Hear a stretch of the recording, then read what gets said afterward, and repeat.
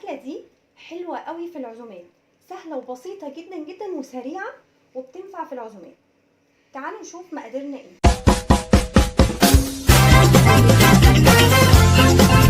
فرخه متقطعه 4 تربع، وطبعا الفراخ لازم اغسلها بخل وملح كويس جدا.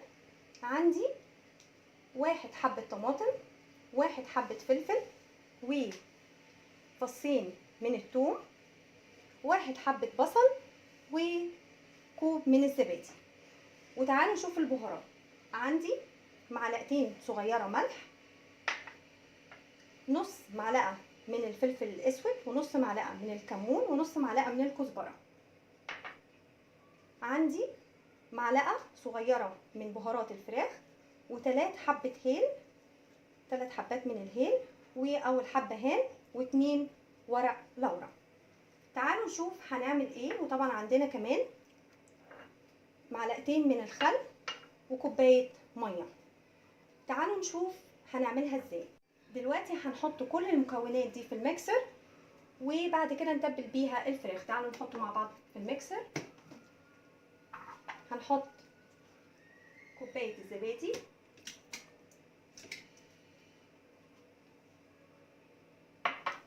هنحط البصلايه، هنحط الفلفلايه،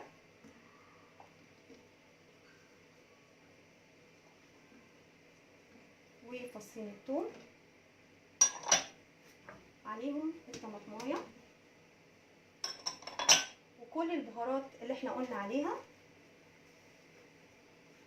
معلقتين الملح، ونص فلفل، ونص كزبره، ونص كمون، ومعلقه البهارات الفراخ. بس هناخد ورق اللورا وحبتين الحبهان هنحطهم في الصينيه البايركس اللي هنعمل فيها الفراخ. نحط معلقه بهارات الفراخ، وهنحط معلقتين خل، ونص كوبايه ميه كده الاول.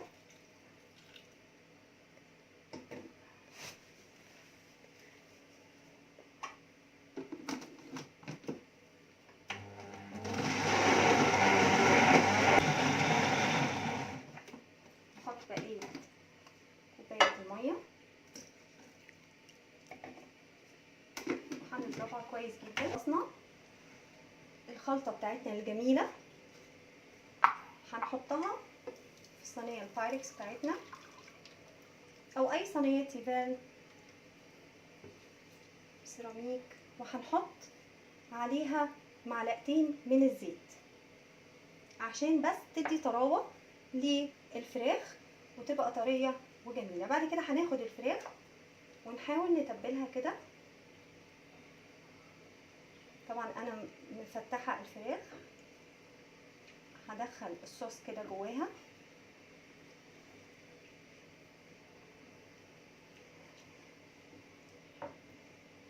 كل حته عشان تاخد من الصوص ده.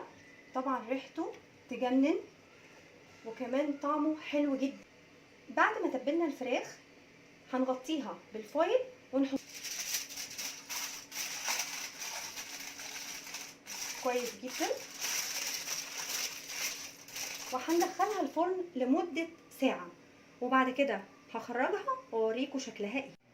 وبعد ما طلعنا الفراخ من الفرن كانت على درجه حراره 200، كان ده شكلها النهائي. حطيت الصوص فوقيها، وطبعا الفراخ بالصوص ده طعمها فظيع ويجنن.